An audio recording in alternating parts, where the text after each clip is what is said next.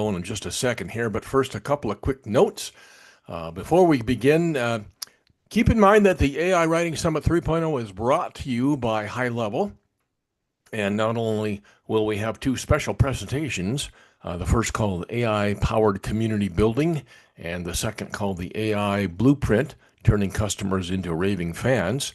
But we'll also have a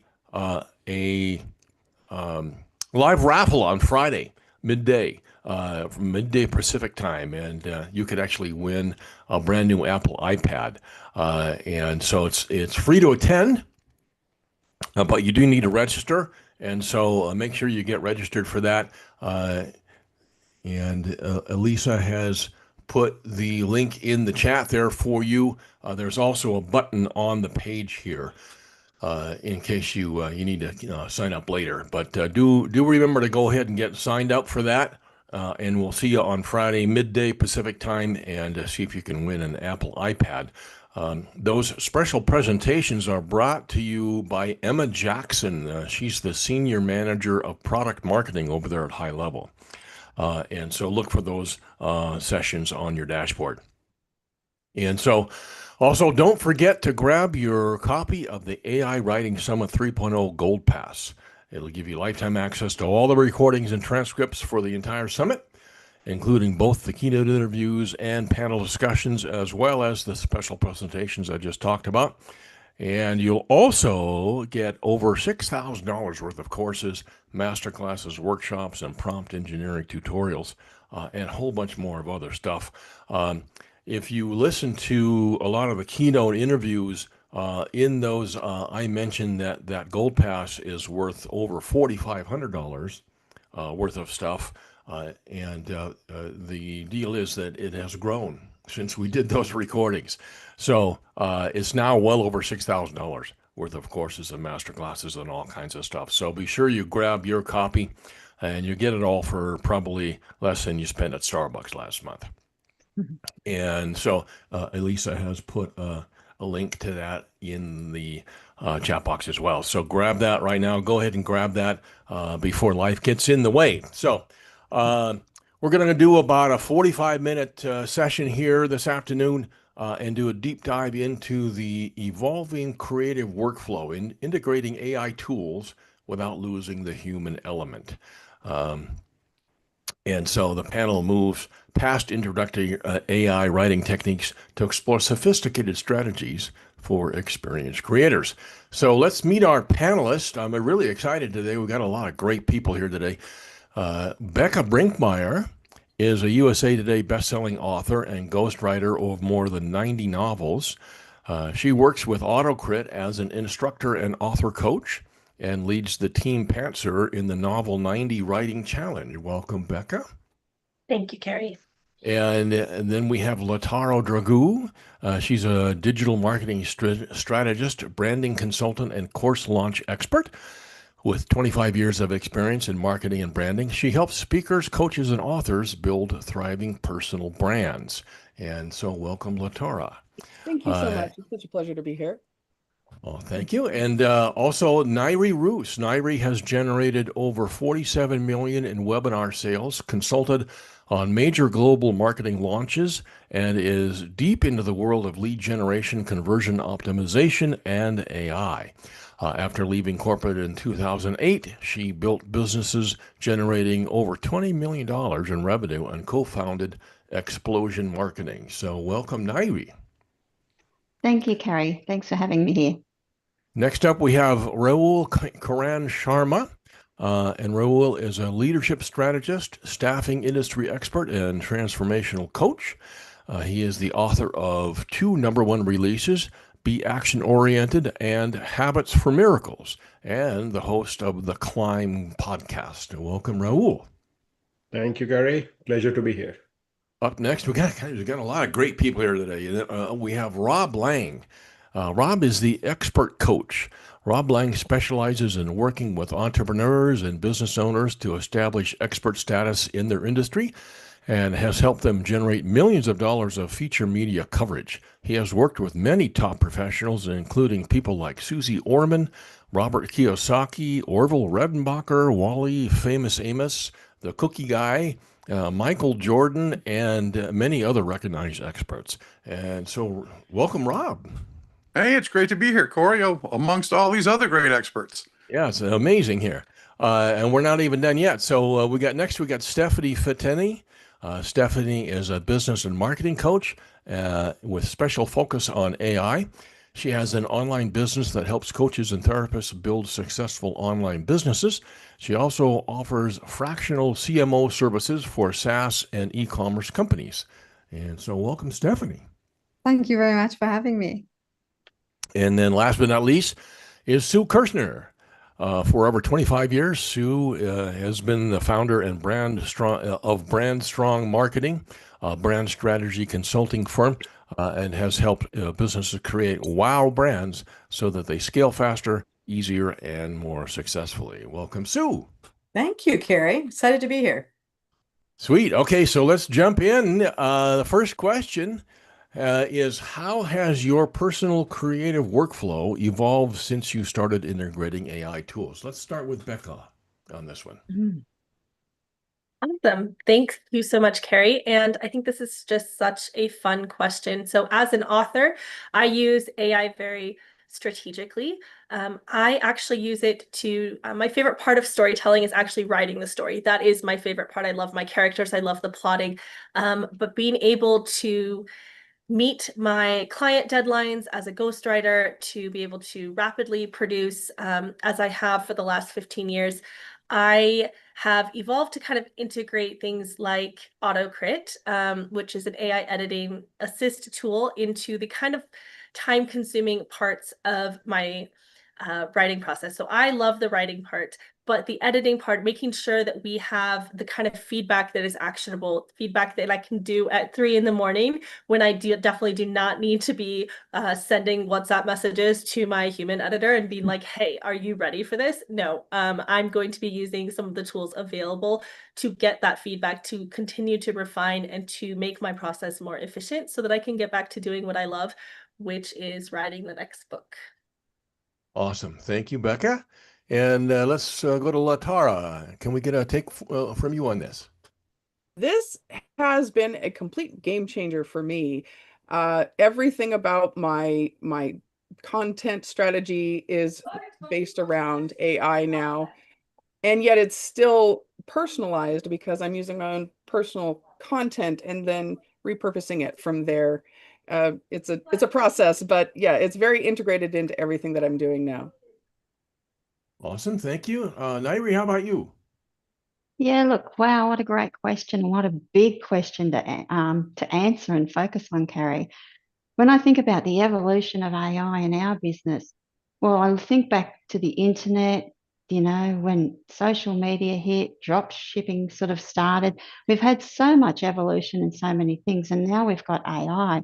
And personally, for me, in our business, when I think back, and there's still places for people like copywriters and, great content creators and so forth, but AI has really taken the heavy lifting out of everything for us. So as long as you put the right inputs in, and this is critical, that people are putting the right inputs into AI to generate the right sort of responses, then you're going to get really high quality content that you can actually take. And as I think some of my colleagues here have already said, making sure that you keep that human element in it as well.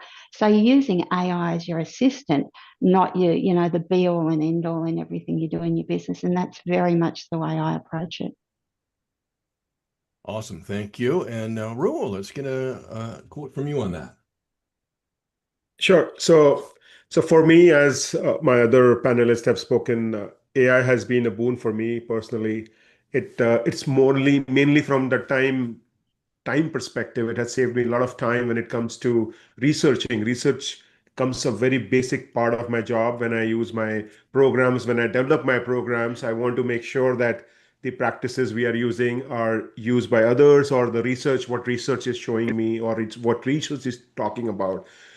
And that time saving that AI has done, it has helped me to do a deeper conversation with my clients, because that's where something AI cannot do. I mean, that's where the human element comes. So I'm more involved and I'm able to go to those networking events. I'm able to have that one-on-one dialogue. So that is how AI has evolved me in my work. Awesome. Thank you. And Rob, how has your personal creative workflow evolved?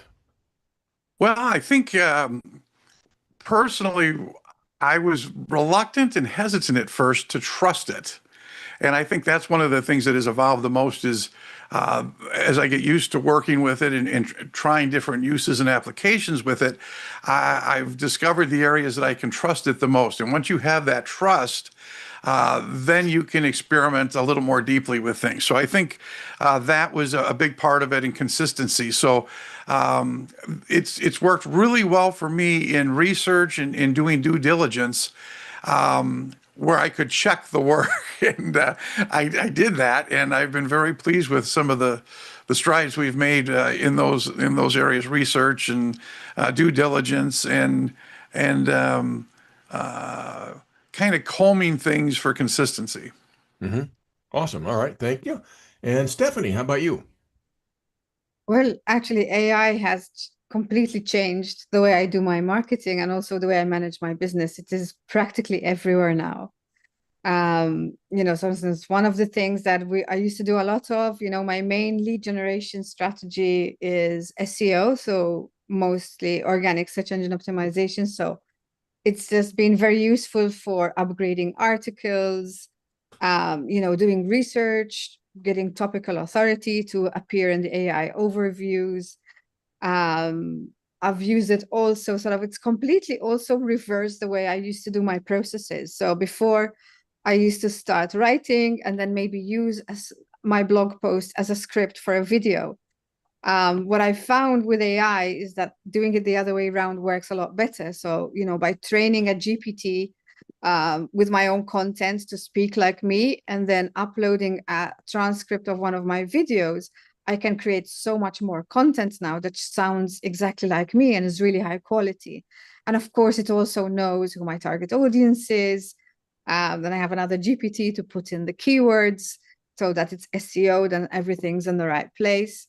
So yeah, and then of course more AI then to turn the videos into shorts. So I would say it's really multiplied my marketing and really increased the speed as well, whilst retaining the quality, because that's extremely important. So at every step of the way, doing everything we can to retain the quality and also the authenticity of your voice. But also it's infiltrated in other parts of my business. Like there are little things that maybe used to take 20 minutes, like onboarding, that I don't do anymore, because AI generates my files automatically. Also, coaching tools. So certain processes that I do with my clients, like for instance, finding a niche. I have a session where I do that with my clients, and then they have these tools that can help them kind of mull over and absorb the content better. So I find that's, GPTs, especially where you can converse and they have the information you've learned, they can really help coaches. And yeah, even my clients have been finding that very, very useful. Amazing. Awesome. Thank you. And then Sue, let's get a take from you. Yeah, going last, I don't know if I'm going to add anything dramatically different than what everyone else has said here, but I do use AI has definitely changed the way I do two things. One is it helps me with my client engagements. So when I'm working on brand strategy identification for a client, I'm able to offload the products or the process that does not involve my personal skills, right? So I call them repetitive or low task type items. So doing just industry research, it's something I include in the reports, but I can have AI write that. It does not need to be in my voice. It does not have to be something that I've put a ton of extra writing into. So that saved me a couple hours. I also use it to do competitive analysis for my clients. So I'll put in, these are the top 3 competitors my clients has. Tell me how they're positioned based on their digital footprint. And then how does my client compare? And then I'll ask it to do a competitive positioning map for me, which used to take me hours to do because I can't draw. I'm not a visual person, so I used to create it using just drawing tools in PowerPoint, which was ridiculous and took me hours to do, whereas AI can just pop out a beautiful graphic for me, for my client in just a couple minutes. So I definitely use it for that on the client side. But on the personal side, as Stephanie and pretty much everyone has said, it's been a game changer for how I market myself. Because as a solopreneur, I only have so much time, energy, and effort to put into my own marketing. And especially after helping others with their branding and marketing all day, you get a little exhausted about doing it for yourself.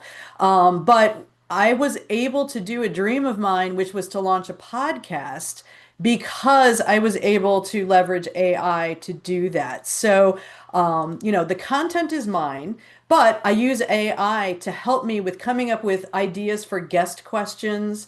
But then once the transcript is done of the interview for the podcast, how do I promote it? Well, I use AI to create a blog post from the transcript. I create social media posts. I ask it to find key takeaways and important quotes that I can pull out from the episode, for additional content. And then I even sometimes will upload 4 episodes and look for similarities between them and then create original content around the similarities in my interviews and things like that. So it has allowed me to go so much further and deeper with marketing my own material than if I did not have AI to help me. Such a time saver, isn't it? Hmm. Yeah. And multiplier of your productivity. So, yeah, Absolutely. that's I think that's the key to the whole thing. Awesome. Thank you. And so next question is, what was the hardest? I mean, we've kind of covered some of this already, but we can delve into, do a deeper dive. What was the hardest adjustment you had to make in redesigning your processes around AI? Becca? Sorry, I was on mute.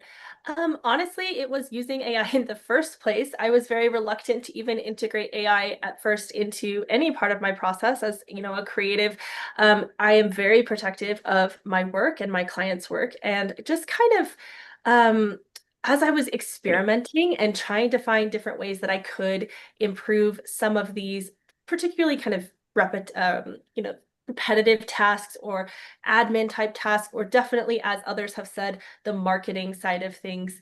I started to play around with some of those tools and kind of experiment, to get to the point now where that has become a little bit of a second nature to be able to use that. I think for me also, it's understanding the boundaries of what AI can and cannot do. So once you get to play with the new shiny tools, you get to see what it can do, and knowing when I'm satisfied with that and when it's time to move on. Because if you can keep brainstorming with your AI tool of choice for hours if you really want to. So it's kind of the challenge of recognizing when something has reached that good enough point to The rabbit continue hole on. goes very deep, doesn't it?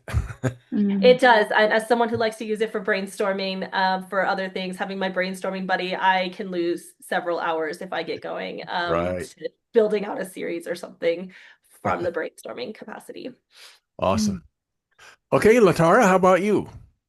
Can you repeat that question again? I want to make sure I got this dialed in. Yeah, what was the hardest adjustment that you had to make in redesigning your processes around AI? For the most part, AI has made everything a lot easier for me. Seasoning my ChatGPT to sound like me was a bit of a challenge. I've got it dialed in now. It sounds pretty accurate. Up until then, it was kind of, I'd have to go back in and tweak it a lot just to make it sound good. Other than that, I think that one of the challenging things for me was years earlier, before the whole AI explosion, which was adjusting from going using Photoshop and InDesign in my workflow into using Canva. And I'm glad I did that because Canva has taken on a lot of AI integrations since then. So I'm really glad that I made that adjustment. But that was one of those things where I had to, kind of like Rob was saying, I'm kind of like, I don't know if I'm, I really don't want to do this. I was really reluctant at first, but Yep. just jumping into it, I think might be that precipice for a lot of people. I think we were all there at one point in time or another. Some of us were Yeah. a little earlier and a little later, but yeah. For sure. Thank you. And Nairi, let's get a take from you on this. Yeah, I think some of the most challenging things that I found when I started using AI was just around my own self-limiting beliefs about having the faith and trust in it, knowing what it can do, the parameters of what it can actually achieve, and then actually thinking about that and taking it and trying to translate it into, well, how does this affect my resource allocation and my staffing? How does it affect the way we do things? And actually making it fit into the business as such.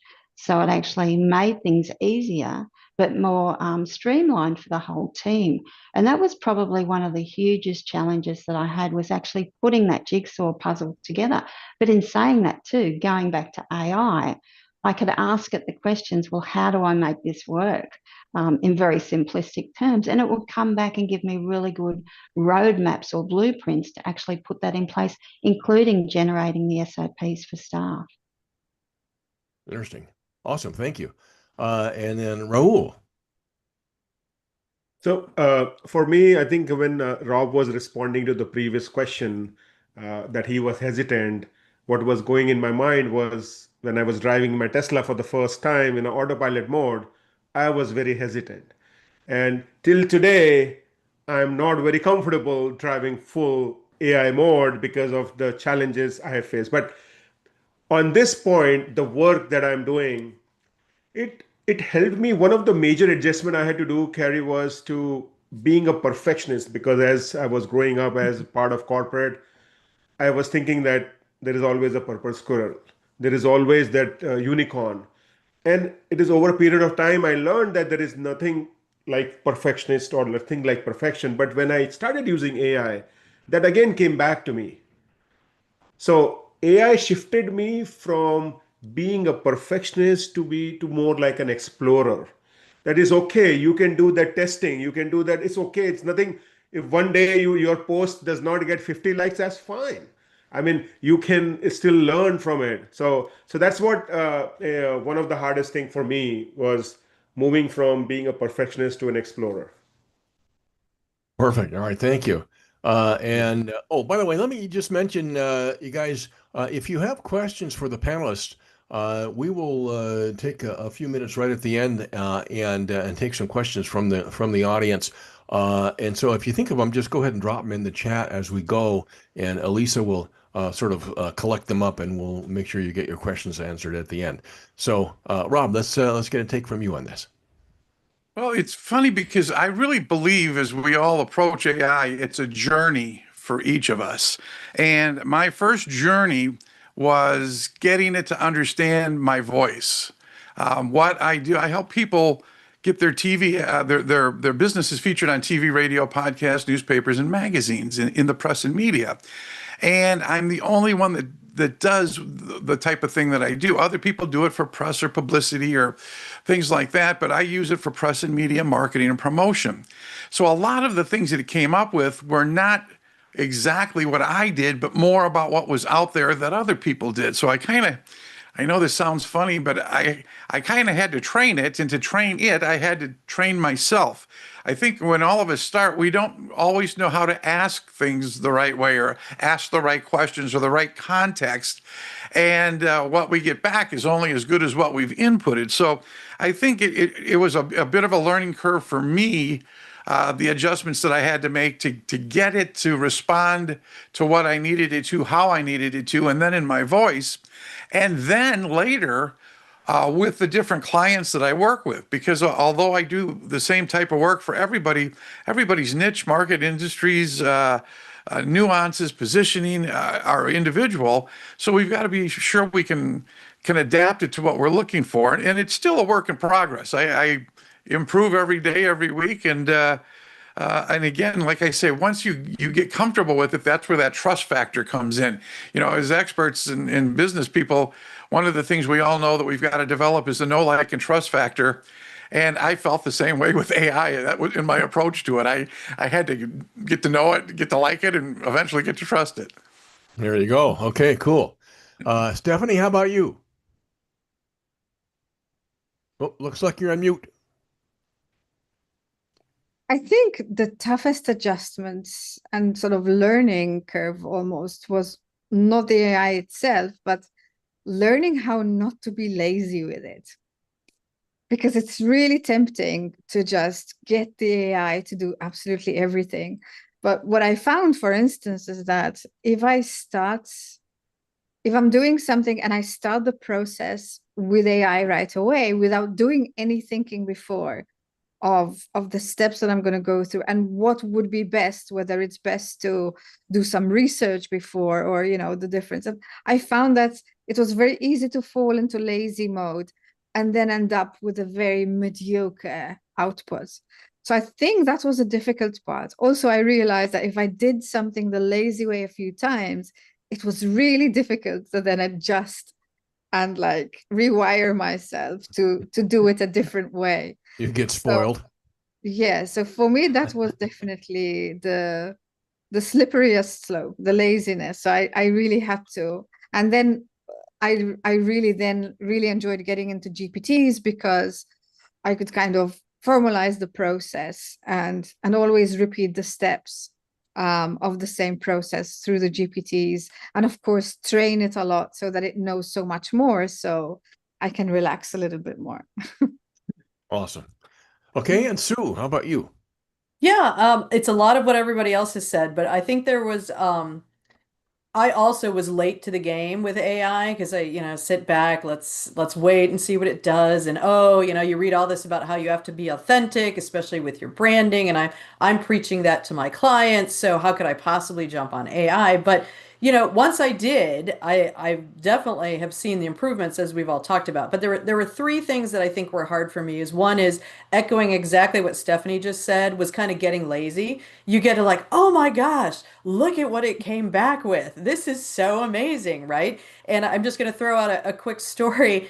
I had gone in and asked three different AI models to say, hey, I've got a client who's an accounting firm and they want to run a direct promotion to help them employ more people, find more talent. Are there any examples out there of companies that have successfully done this?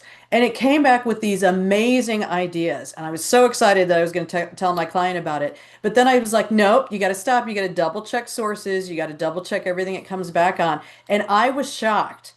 The ideas were fantastic, but over 50% of the companies that they claimed did it were made up. It was all Were not- crap. They were not real companies. I have So a story just like that. Yeah, so Yeah. that was the first thing, was number one is not get lazy and just think like, oh, this is so cool, I'm going to run with this. This saved me so much time. You still have to double check sources and all this kind of stuff. The second thing that was really hard for me was once you start getting into, especially with ChatGPT, you can go down this rabbit hole that takes you so far away from your original query and original parameters, right? Because you type something in and you're like, okay, here's the target market, and here's what I want, here's my prompt, and I'm trying so hard to have a great prompt. And then it comes back, and at the end, and you're like, oh, well, that was really good. And at the end, it says, would you like me to do this? You're like, sure, I didn't know you could do that. And then you do that. And then you're like, and then, do you want me to do this? Yes. And you're like five things deep now Yeah. into the Pretty soon query. you're way off in the weeds. You're way off, and it's no longer even adhering to like the target market persona you put in and things like that. So that was, I have to make sure that's hard, is not to do that. And then the last thing is what Rahul was talking about is I want more time to explore. I want to play with it a lot more, and I get frustrated some days that I'm just like, oh man, I wanted to do this and I just run out of time. I wish I had more time to devote to playing with it. Yeah. Awesome. Thanks, Sue. And so let's move on to what specific human elements in your workflow are you most protective of, and how do you protect your authenticity? Becca, let's go with you again. There we go. Okay. I think I answered this earlier, but I'm very protective of my prose. So as an author, I've been, I have 90 books that I have written over the last 15 years, both for myself and my ghostwriting clients. I have a very distinct voice. I have worked hard on my craft. I'm very protective of my prose. One of the things, though, that I have, come to use AI as like my writing or my author assistant in many ways is to get that level of critique to use it for the analysis that it can give you, to whether that be like running line editing report style analysis, where I'm getting data on how many adverbs did I use in this book and how can I tighten this up. Actually, like, is my tense consistency accurate? Is that a level of line editing that is that I need to pay attention to? I write in first person present tense for my own work, and for my clients, I write in first person past tense. I don't know how many years 15 years of doing this, I still get those sometimes swapped in my books. It's something I know. I continue to work on it. When I'm looking at my sales data, because if you don't know your data, you don't know your business. I'm looking at my sales data and I'm looking at using these tools for analysis of that. But the actual content creation, I'm still quite protective of the voice that I've developed. And I'm really curious about how I might be able to continue to leverage AI on the marketing side of things. Like, I have a ton of copy that I've written for all of my books, but you know how anyone playing the Facebook ads game is that you need variations. You constantly need to be feeding copy. You constantly need to be doing these things. And so finding ways to use AI to train, to make variations of the things that I've already written, to brainstorm, to make my series longer, or perhaps into an interconnected world, or things of that nature. It's been so useful, but that's kind of how my workflow has evolved. Thus far, I am a lifelong learner, so I'm always curious as to what's coming up next. It's always metamorphosing, isn't it? It is. Thank you, Becca. And then Latara, how about you? I'm trying to think of where I'm being protective, but one of the things that I did do is I went into my ChatGPT and I toggled it over so that instead of it using everything I put into it for learning, I kind of toggled that off so that the stuff that I put into it on a regular basis, because I talk a lot about my clients and whatnot, I try to keep that private. Awesome. All right. Nairi, how about you? I think one of the ways that I'm really protecting with AI is really setting the boundaries around how I use AI. I'm very much a face-to-face person with my clients, and I want to keep that connectedness and actually make sure that I have that relationship there, and I don't go too far to the left as far as putting too much weight on AI and what is delivered to my client, and also making sure that what I do deliver to my clients, especially in our programs and our our content delivery, that it is actually in that conversational tone, that it is coming from me, it's my voice, and making sure that I read everything and thinking, well, do I speak like that? No, I don't. Go back and rewrite that.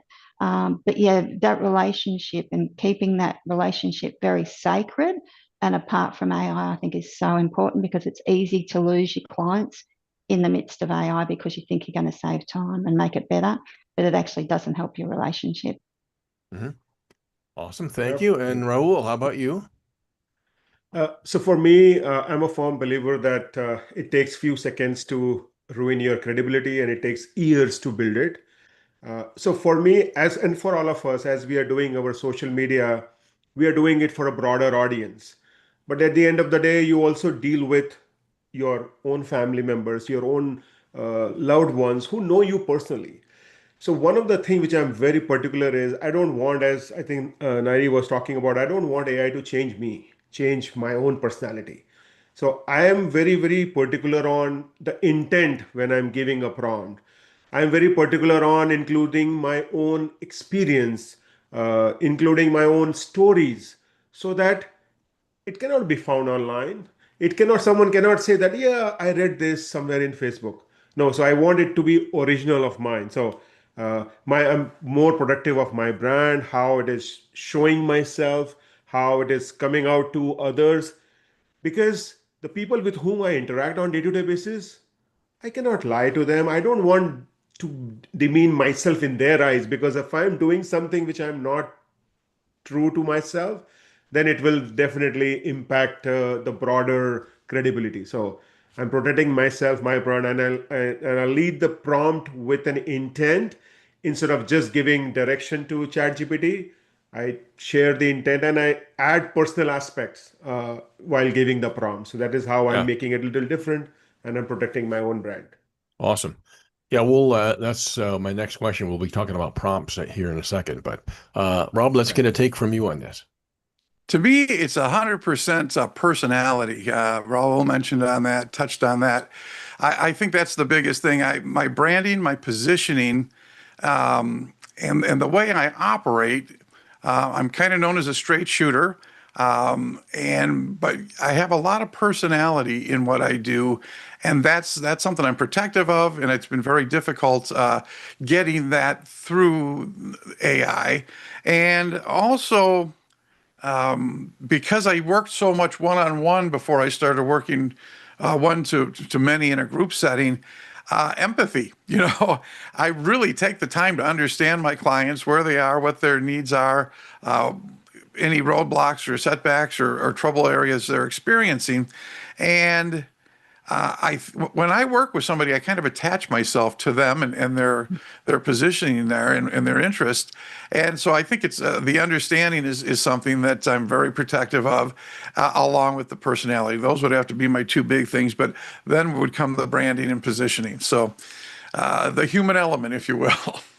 All right, awesome. And Stephanie, how about you?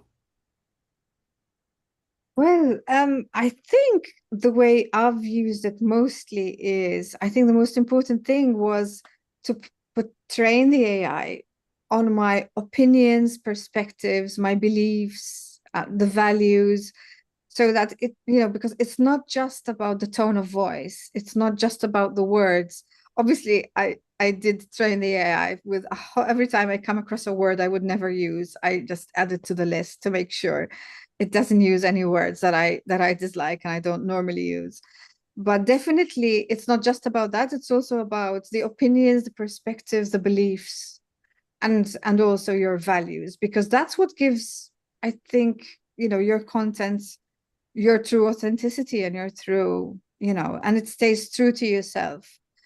Whilst also, of course, getting as much help as possible from the tools. Awesome, thank you. And Sue.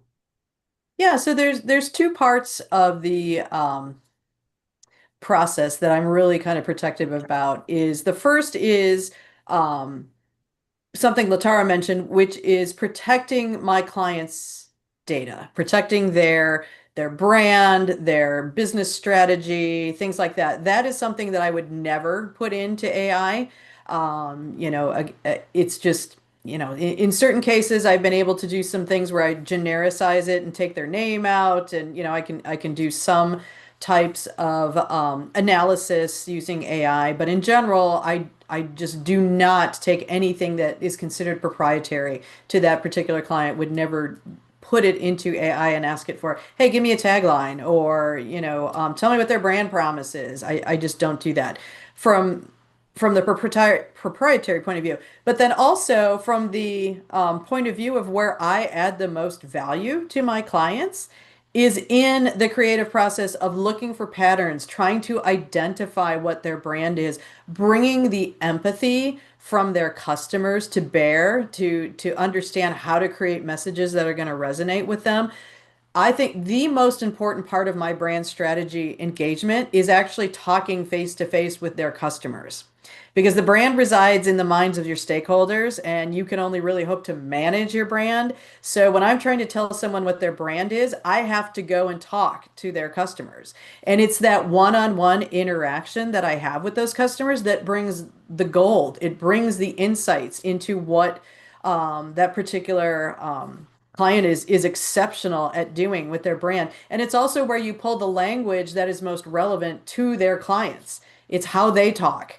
So an AI would never be able to give that same type of authenticity to me, that I would be proud to present in front of my clients and say, this is your brand.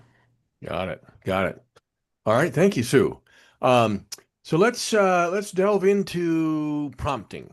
And so tell me, if you guys, how far into prompt engineering have you gone, or do you worry that much about it?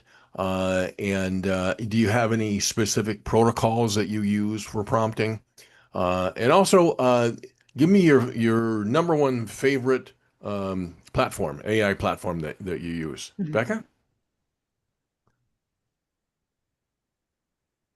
I actually don't use as much of the prompt engineering because I use a lot of my AI based on things like AutoCrit, where it is an AI assist platform where it's a closed system with lots of different blends of models and proprietary things. And so I will have my work inside of AutoCrit, and then I will use the tools that have already been developed that are AI based in order to get that analysis. If I am doing marketing stuff on my own, I've usually trying to create ad copy or things of that nature. And I'm seeing, I really probably mostly in GPT, occasionally Gemini for that. And it's been a trial and error process with my engineering. I think I'm getting better, but I am still a little bit on the newer side of just playing around with the actual engineering process, watching a lot of YouTube videos lately just to see where I can improve. But that's kind of how I approach it. Perfect. Okay. What's your favorite platform that you use I mean, other outside of than AutoCrit. AutoCrit? Yeah. Honestly, I think I probably use GPT the most, but Gemini, some of the copy I've created in Gemini has been converting at some delightful click rates lately, so I'm gonna keep doing that. Awesome. All right. Thank you. Latara, how about you? So I feel like simpler is better.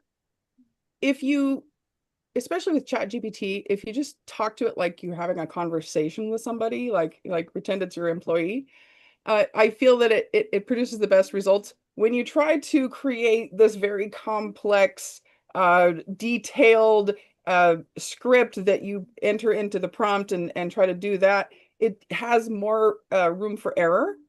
And I feel like with people first getting into it, that might be one of those things that you need to learn, HTML before you can talk to ChatGPT. No, you just talk to it like a person would. And it you can kind of have a conversation with it if you need to change the way it's outputting. So just kind of be in that conversation mode with it seems to work the best for me. Awesome. Okay. And what's your favorite platform? There are so many that I use, and it would depend on what I'm producing, visual, audio, video, text. But for the most part, I kind of had to concur with Becca that I use ChatGPT on a daily basis. Awesome. Okay, Nairi, how about you? Oh, much like Latara, I use a range of platforms as far as AI goes. I use ChatGPT on a regular basis, Claude, Gemini, and it's really interesting. It depends on what the intent is and what I'm trying to do. Because there are so many different platforms out there. And it's really interesting because I do a lot of work in AI. So I can have, let's say, three screens open, and put the same prompts in, and they've all learnt the same voice, and they'll come up with completely different styles of responses. So then I can pick the eyes out of it and try and bring it all together. So that's one thing to be aware of with the different GPTs that are out there.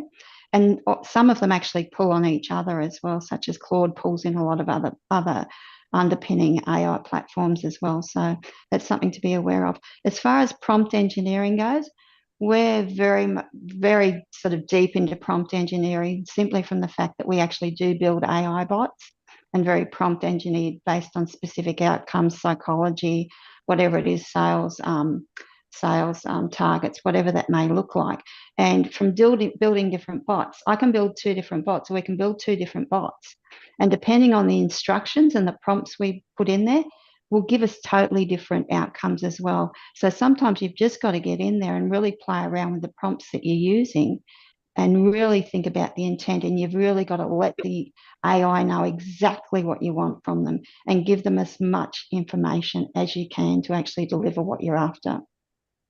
Perfect. Okay, cool. And Raul, how about you? So for me, prompt engineering, I think it's less of a technical skill, I believe. It's more on the clarity of thought. I agree with Latara when she was mentioning that we need to keep things simple.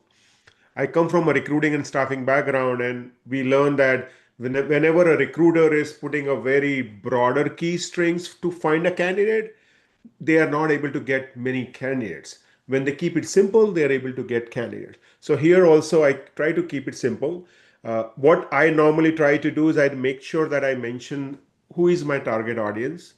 So I mention that when I'm giving a prompt. I also mention about my intent, what is that I'm trying to achieve.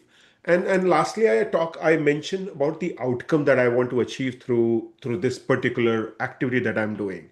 So as long as I am clear what I want to achieve, I think it is helping me better to get the desired result. Regarding tools, so I've used Jasper. GPT, I use it on a regular basis, but I just switched from Jasper to GPT paid version, and I'm enjoying it. Yeah, I've found that the new Chat GPT-5 has been really good for me. Yeah. Rob, let's get a take from you on this. Well, like has been mentioned before, I think a lot of it is trial and error and really playing around and trying to discover and fine tune yourself as you approach AI. But also, like the free report with the 30 prompts and different others that have shared things with me through networking and whatnot have been a great help with me on that. And I just, I was intimidated by it at first and felt that it wasn't very understanding or it was very mechanical. And I worked real hard with my prompts to try to overcome that one aspect. So it spoke in my voice, and B, it was more fine-tuned without creating my own bots or anything for it. So I think that was just, it was playing around and manipulating it to get it the way you need it to be that you're most comfortable with. And for myself, I find myself ChatGPT and Marketer AI are the two that I've used the most. Yeah, awesome. Cool. And then Stephanie, how about you? I've used mostly on a day-to-day basis. I definitely use ChatGPT the most, closely followed by Gemini, definitely. I do use a lot of other tools. I would say for video, probably my favorite one is Opus Clip. It's just plugged into my channels and it just repurposes everything. It's wonderful. And unfortunately, the main platforms are still not doing great with images and video. So we got to see, especially where OpenAI goes. I think there's going to be a big jump forward in the next few months. So we are going to see those tools. There are also some really exciting image tools coming up and video tools. So, I mean, there are other people developing these things already. So I can really imagine OpenAI catching up quite quickly, really, or maybe going for an acquisition. Right. That would make so much more sense. When it comes to prompt engineering, I would actually say that I agree with Latara and I also agree with Nairi in the sense that I go for simple, but also brief and give as much information as possible. One of the things with especially if you're going to use just ChatGPT or any other chat and just chat, what's happening is that every time you ask a question, every time you're refining, it's resubmitting the whole conversation. And what happens is that over time, it becomes less accurate and makes more mistakes. So what I've noticed is that if you really spend the time to work hard on your prompts, you're going to get a much better result. And of course, that's another reason why I then use ChatGPT, because if you use the OpenAI playground and go to the non-biased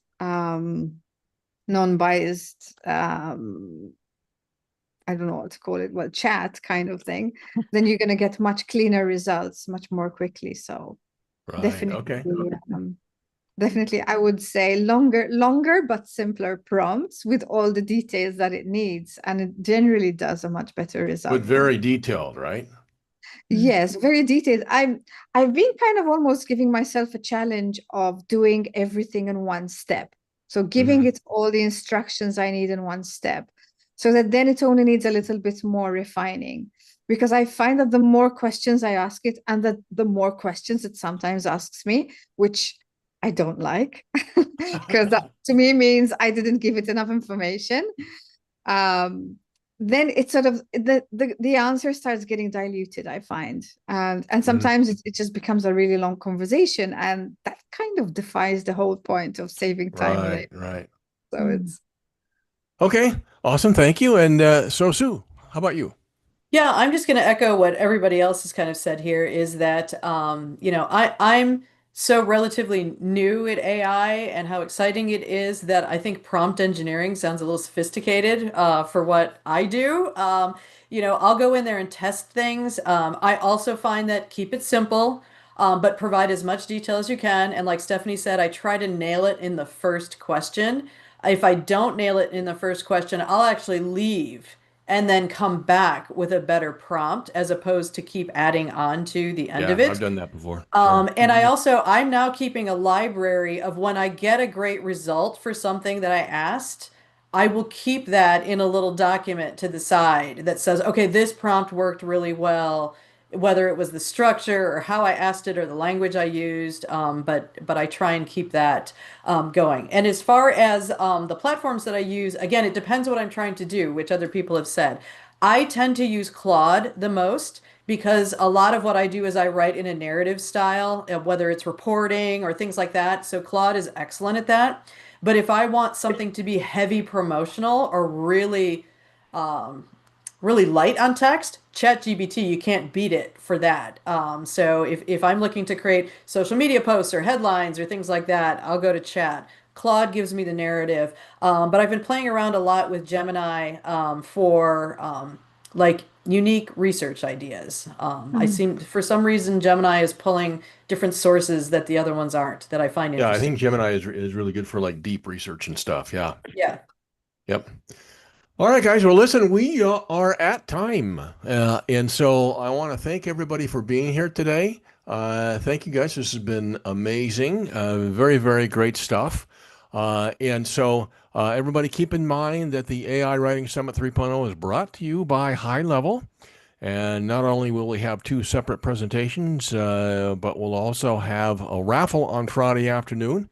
You can find the special presentations below. And then here is the QR code for the raffle. It's free to attend, but you do need to sign up for it. So you can click on it or scan that QR code there. There's also buttons on most of the pages to get signed up for that raffle as well. So we will see you there on Friday midday and see if you can win an Apple iPad. Can never say that correctly.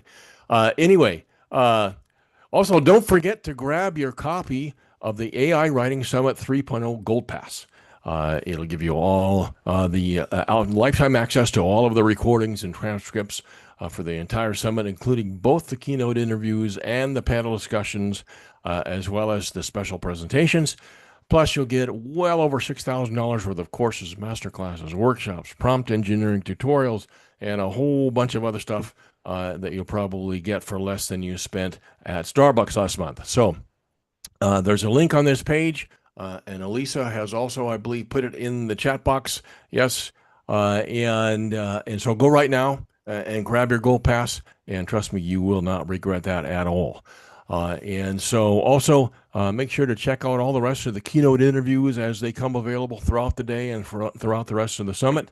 And we'll see you tomorrow morning at 9 a.m. Pacific when we go deep into human AI partnerships, maximizing creative collaboration for better results. And so, again, thanks to all of our panelists today. This has been amazing.